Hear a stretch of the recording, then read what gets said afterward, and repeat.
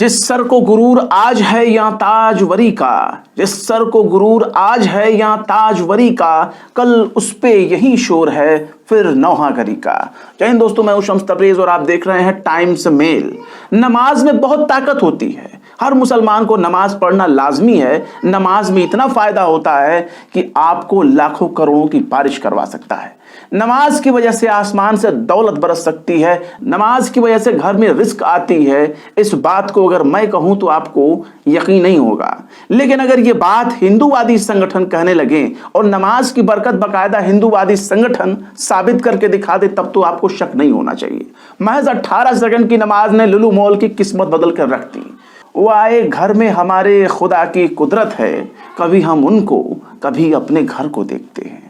महाराज जी के सूबे में भारतीय मूल के अरब कारोबारी ने एक बहुत बड़ा मॉल खोला। मकसद था केवल और केवल अपने मॉल का माल बिकवाना। लेकिन अब हिंदूवादी संगठन चाहते हैं कि लुलु वाले केवल माल ही ना बेचें, बल्कि हिंदूवादी संगठनों को मॉल में सजाकर फुटकर के भाव बेच दें, ताकि इस देश का कल्याण हो सके।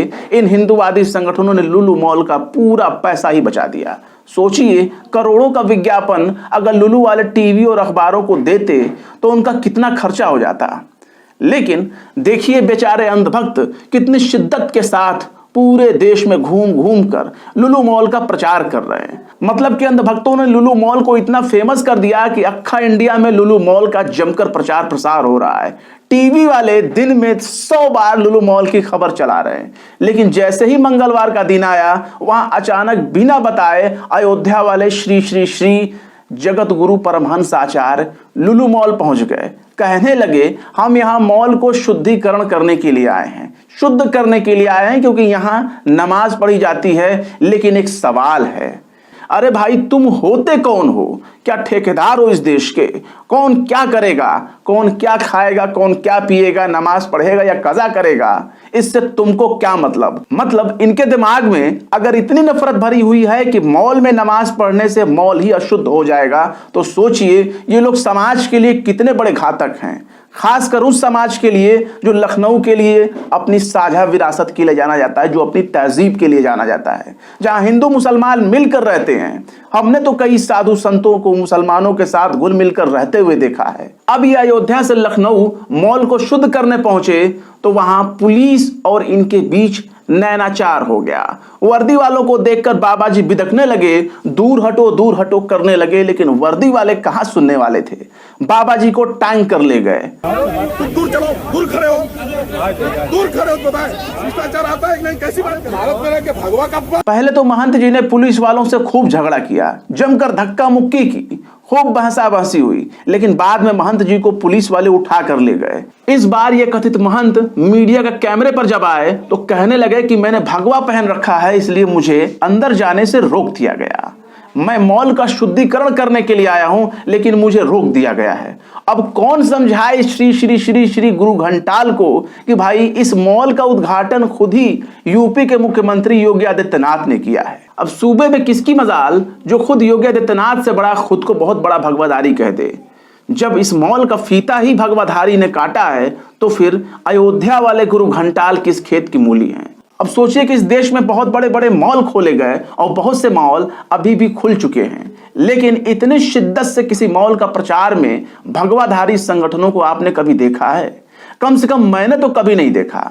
इतना प्रचार तो ये अंधभक्त बाबा रामदेव की कंपनी पतंजलि का भी नहीं करते, जबकि सारे अंधभक्त रामदेव का जाप करते हैं। जब से ये लुलु मॉल खुला है, तब से ही उसके वजूद पर तरह तरह से सवाल खड़े किए जा रहे हैं। ज्यादातर सवाल भगवाधारियों की तरफ से खड़ा किया जा रहा है। कोई कहता है लुलु मॉल एक जिहाद है, कोई कहता है लुलु मॉल लव जिहाद का अड्डा है, कोई कहता है आतंकवाद का सेंटर है, कोई कहता है ये केवल जिहादियों के लिए है, कोई कहता है यहाँ हिंदुओं से परहेज है। अरे भाई, तुम कहना क्या चाहते हो? पहले खुद ही तय कर लो कि लुलु मॉल असल में है क्या। मतलब उत्तर प्रदेश का सबसे बड़ा मॉल बनाने वाला एक मुसलमान है और ये बात किसी को हजम नहीं हो पा रही है। इसके साथ ही एक वाकया ये भी हो गया कि इस मॉल में कुछ लोगों ने नमाज कायम कर दी। जिसका वीडियो सोशल मीडिया पर वायरल हो गया, जिसके बाद इस मॉल पर अल्लाह की रहमत बरसने लगी। केवल 18 सेकंड की नमाज कुछ लोगों ने पढ़ ली और उसके बाद भक्तों का दिमाग ही लुलू ने हाईजैक कर लिया। गाड़ी, मोटर, कार पर बाइकॉट लुलू मॉल लिखा जा रहा है, लेकिन पब्लिक केवल लुलू मॉल को पढ़ रही है। सब यही समझ रहे हैं कि जरूर इस मॉल की कोई खासियत होगी, तभी निकम्मे हो चुके अंधभक्त चारों तरफ लुलू लुलू लुलू लुलू कर रहे हैं। अब हाथ में लुलू मॉल का पोस्टर लेकर घूम रहे हैं और लुलू मॉल में न जाने का प्रचार कर रहे हैं। लेकिन लुलू मॉल का मालिक मस्त होकर चिकन चंगेजी का मजा ले रहा है और बेचारे अंधभक्त पुलिस का लठ खा रहे हैं, धूप में पसीना बहा रहे हैं, अपनी गाड़ियों पर पोस्टर चिपकाकर शहर दर शहर घूम रहे हैं। सोचिए, उन्हीं अरब वालों के मॉल का बाइकाट करने के लिए उन्हीं अरब वालों का तेल खरीद रहे हैं और फिर उसी डीजल पेट्रोल को जला रहे हैं।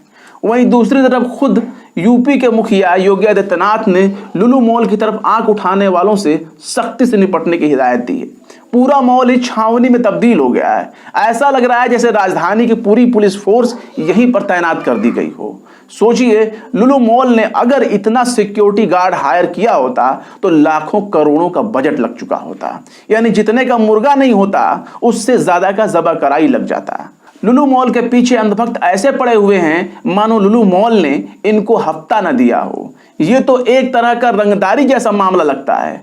अगर तुमने अपन को हफ्ता नहीं दिया तो अपन तेरे माल का कचरा बना देगा। लेकिन महाराज जी की पुलिस अंधभक्तों को कुछ करने से पहले ही रोक दे रही है। पुलिस को जैसे ही किसी पर शक होता है, सरकारी गाड़ी में बैठा कर ले जाते हैं। कई भक्त तो बेचारे जेल जा चुके हैं। वो तो अभी भी यही सोच रहे होंगे कि आखिर वो इस झमेले में क्यों पड़ गए।